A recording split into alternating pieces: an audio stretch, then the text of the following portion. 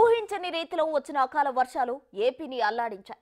కృష్ణా, గుంటూరు సహా పలు జిల్లాల్లో కురిసిన భారీ వర్షాలకు లోతట్టు ప్రాంతాలన్నీ జలమయమయ్యాయి.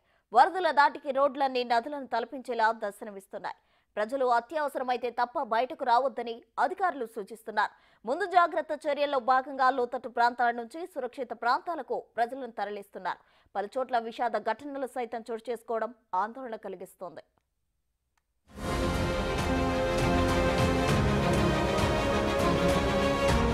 తెలుగు రాష్ట్రాలను హడలెత్తించిన వాయుగుండం శనివారం అర్ధరాత్రి తీరం దాటింది. ఒడిశాలోని కళింగపట్నం సమీపంలో వాయుగుండం తీరాన్ని దాటింది. ఆ ప్రభావంతో ఏపీ, తెలంగాణలోని పలు ప్రాంతాల్లో భారీ వర్షాలు ఇంకా కురుస్తూనే ఉన్నాయి. కృష్ణా, గుంటూరు, ఏలూరు, పల్నాడు, అల్లూరి సహా పలు జిల్లాలో ఎడతెరిపి లేకుండా వర్షాలు కురుస్తున్నాయి. గుంటూరు కాజా టోల్ ప్లాజా వద్ద భారీగా వరద నీరు చేరడం రాష్ట్ర వ్యాప్తంగా చర్చనీయాంశంగా మారింది. టోల్ ప్లాజా వద్ద నీరు సముద్రాన్ని తలపించే రేంజ్లో వరద చేరడం సర్వత్రా ఆందోళన కలిగించింది. వాహనదారులు కాజా టోల్ ప్లాజా వైపు రావద్దని, ప్రజలు అత్యవసరమైతే తప్ప బయటికి రావద్దని అధికారులు సూచించారు. జడివాన కారణంగా ప్రాణాలకు ప్రమాదం సంభవించే అవకాశముందని పోలీసులు హెచ్చరిస్తున్నారు.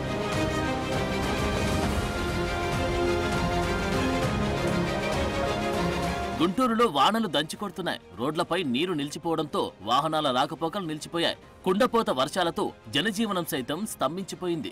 అక్రమ కట్టడాల వల్ల వరద నీరు బయటకు పోయే పరిస్థితి లేకపోవడంతోనే టోల్ ప్లాజా వద్ద అంత వరద ఉధృతికి కారణమని స్థానికులు తెలిపారు. ఇప్పటికైనా అధికారులు రానున్న రోజుల్లో ఇలాంటి పరిస్థితిని అధిగమించేందుకు చర్యలు చేపట్టాలని వారు కోరుతున్నారు.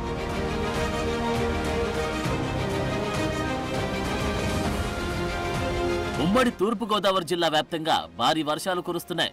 2 రోజులుగా ఎడతెరిపి లేకుండా కురుస్తున్న వర్షాలకు కాకినాడలో సముద్రం అల్లకల్లోలంగా ఉంది. అలలు ఉవ్వెత్తున ఎగిసిపడుతున్నాయి. ఇప్పటికే అధికారులు మత్స్యకారులకు వేట నిషేధం విధించారు. అలాగే ఏజెన్సీ ప్రాంతంలో కూడా భారీ వర్షాలు కురుస్తున్న నేపథ్యంలో చింతూరు మారేడుమిల్లి ఘాట్ రోడ్ను తాత్కాలికంగా నిలిపివేశారు. ఉమ్మడి జిల్లా వ్యాప్తంగా పూర్తి స్థాయిలో అధికారులు అలర్ట్ అయ్యారు. ఎక్కడికక్కడ కంట్రోల్ రూమ్లను ఏర్పాటు చేశారు.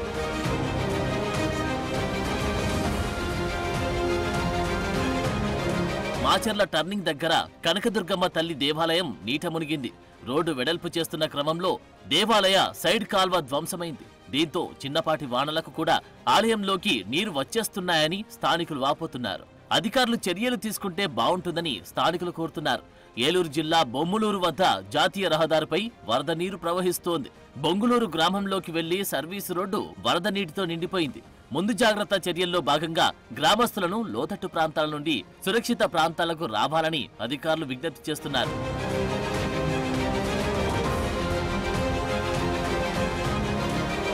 మరోవైపు విజయవాడలోని సింగ్ నగర్లో పరిస్థితి దారుణంగా ఉంది.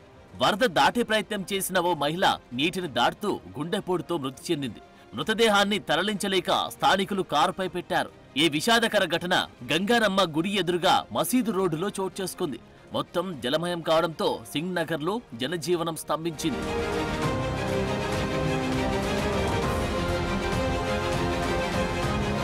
కృష్ణానది నుంచి పొంగి పొర్లుతున్న వరదలకు పల్నాడు జిల్లా రామాపురం పూర్తిగా నీట మునిగింది. గత 3 రోజులుగా ఎగువన కురుస్తున్న భారీ వర్షాల కారణంగా గ్రామం చెరువును తలపిస్తోంది.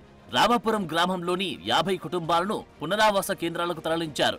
భారీ వర్షం కురవడంతో పాటు ఎగువ నుంచి వస్తున్న కృష్ణా జలాలు ఉధృత స్థాయిలో ప్రవహిస్తున్నాయి.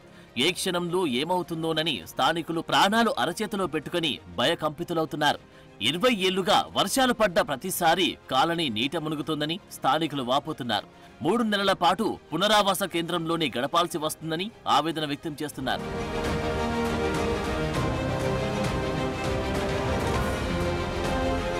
ఎన్టీఆర్ జిల్లా గంపలగూడెంలోని పెనుగొలనులో నల్ల చెరువుకు గండిపడింది. భారీ గండి కావడంతో చెరువు వేగంగా ఖాళీ అవుతుంది. దాంతో అందులోని చేపలన్నీ కొట్టుకుపోయాయి. ఆయకట్టు కింద పొలాలను నీరు ముంచెత్తింది.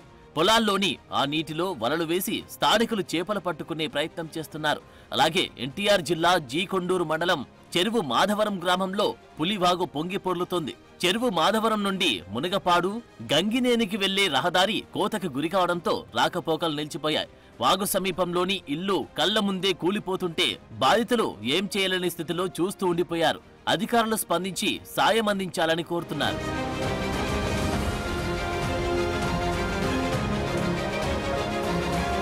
ఏలూరు జిల్లా తడిసి ముద్దయింది.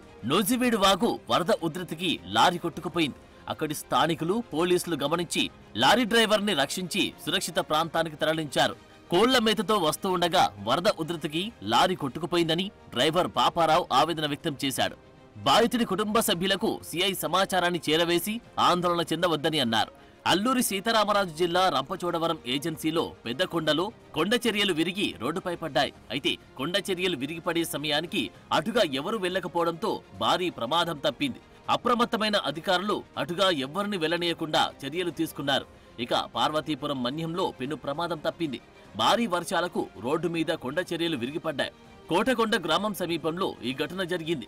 రహదారిపై కొండ చర్యలు విరిగిపడిన సమయంలో వాహనదారులు, ప్రజలు ఎవరూ లేకపోవడంతో ప్రాణనష్టం తప్పింది. అధికారులు తక్షణమే స్పందించి రహదారిపై పడ్డ బండరాలను తొలగించాలని స్థానికులు కోరుతున్నారు.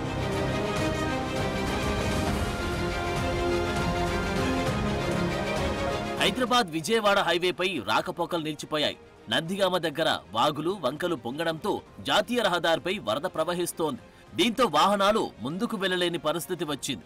ఎక్కడికక్కడ వాహనాలు నిలిచిపోయాయి. సుదూర ప్రాంతాలకు వెళ్లేవారు వరద ప్రవాహంతో ఇబ్బందులు పడ్డారు.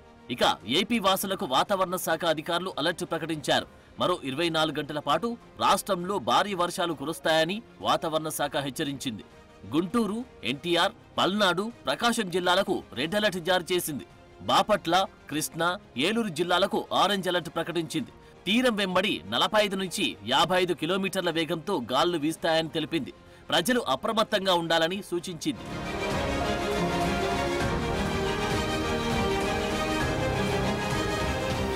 వర్షాల ఎఫెక్ట్ రైళ్ల రాకపోకలపై పడింది.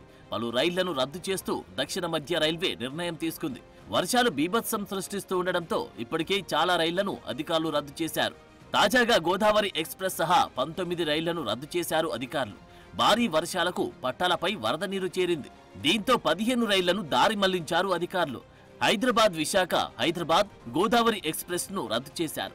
వీటితో పాటు Lingampalli, Kakinada port, Visakhapatnam Secunderabad, Manuguru Secunderabad, Machilipatnam Bidar, Tambaram Hyderabad, Visakhapatnam LTT Mumbai, Secunderabad Banaras, Narsapur Hyderabad, SMVT Bengaluru, Danapur రైళ్లను రద్దు చేశారు దక్షిణ మధ్య రైల్వే అధికారులు. అలానే నాందేడ్, సంబల్పూర్ వెళ్లి నాగవలి ఎక్స్ప్రెస్ తో పాటు మరికొన్ని రైళ్లు బాగా ఆలస్యంగా నడుస్తున్నాయి. సికింద్రాబాద్, భువనేశ్వర్ మధ్య సర్వీసులందించే విశాఖ ఎక్స్ప్రెస్ రైలు 2 గంటలు ఆలస్యంగా బయలుదేరనుంది. దీంతో ప్రయాణికులు తీవ్ర అవస్థలు పడుతున్నారు.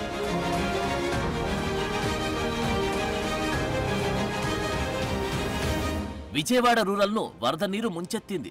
లోతట్టు ప్రాంతాలు మొత్తం జలమయమై నీట మునిగిన గొల్లపూడిని మంత్రి దేవినేని ఉమామహేశ్వరరావు ట్రాక్టర్పై వెళ్లి పరిశీలించారు. బాధితులకు అండగా ప్రభుత్వం చర్యలు చేపడుతుందని బాధితులకు హామీ ఇచ్చారు. అత్యవసరమైన పరిస్థితుల్లో తప్ప ప్రజలు బయటకు రావద్దని సూచించారు.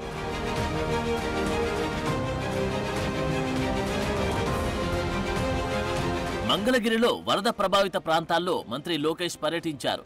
భారీ వర్షాలతో ముంపునకు గురైన ప్రాంతాల్లో ముంపు వాసులతో వరదల పరిస్థితి గురించి అడిగి తెలుసుకున్నారు. తాడేపల్లి టౌన్, నులకపేట క్వారీ ప్రాంతాన్ని పరిశీలించారు.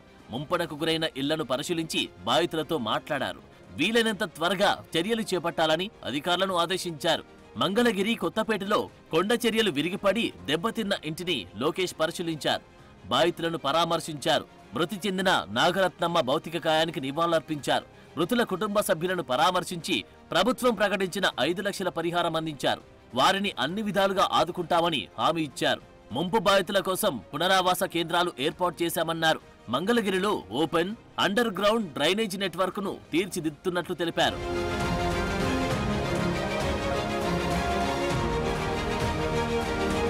తన రాజకీయ జీవితంలో ఇలాంటి విపత్తు ఎన్నడూ చూడలేదన్నారు. వరద బాధితుల్ని ఖచ్చితంగా ఆదుకుంటామన్నారు. వారికి కావలసిన నిత్యావసరాలు ఇస్తామన్నారు. ఈ రాత్రికి బెజవాడలోనే ఉంటానన్నారు. గంటకు పరిస్థితిని సమీక్షిస్తాను అని చెప్పారు చంద్రబాబు.